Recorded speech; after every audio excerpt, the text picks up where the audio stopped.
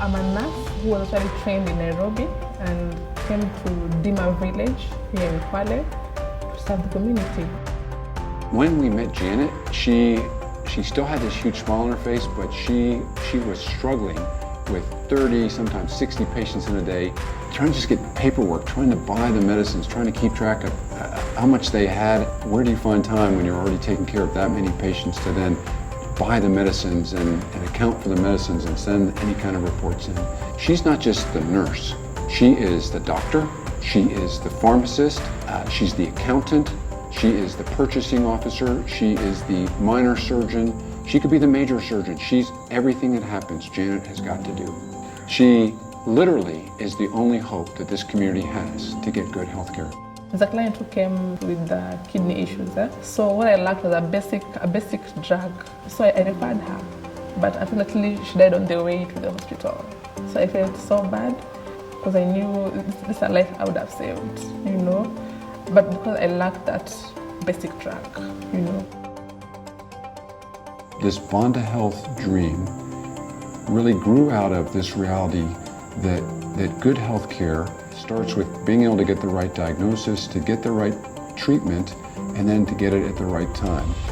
So we have online software that helps the clinic take care of all the cash flow of their patients, all the inventory, financial reports, depending on what they are doing, produce reports for governments, and so it helps them to maximize their use of extremely limited resources as they're in communities serving a very vulnerable population.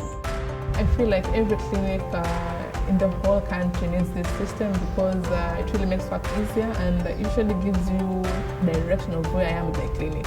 And I'm also able to spend more time with my clients because I have less time doing manual recording, so I'm able to see more patients. Watching now how it's just opened up her ability to do what she's good at and let technology begin to take care of some of the stuff that's so important to get done, but is the stuff that was really draining Janet in her ability to take care of patients, to save lives, to be the hope that a good nurse can be in these communities.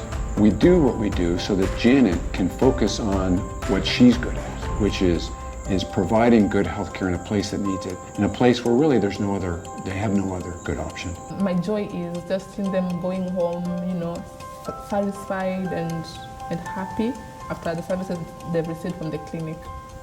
I love watching our team getting to work with and empower these frontline healthcare workers to save lives and to transform their communities.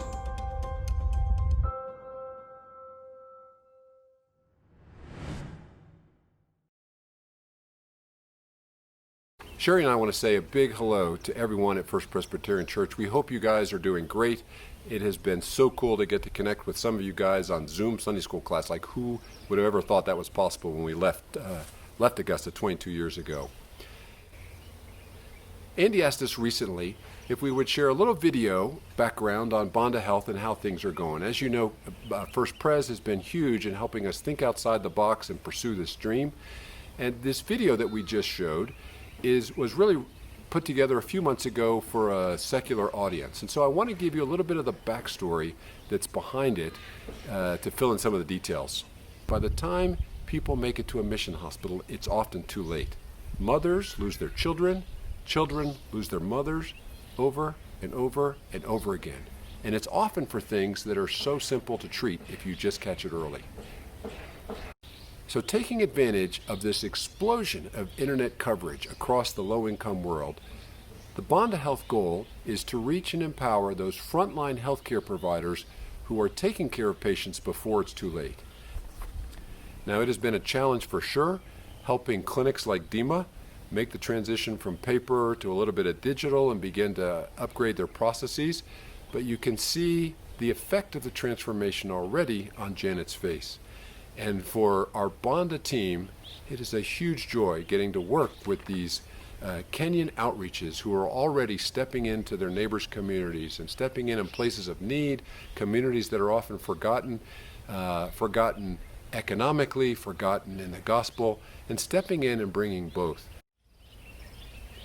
Sherry and I would like to thank you for helping to make this possible and for being a part of our journey with us really this whole past 22 years. We love you guys and we miss you all.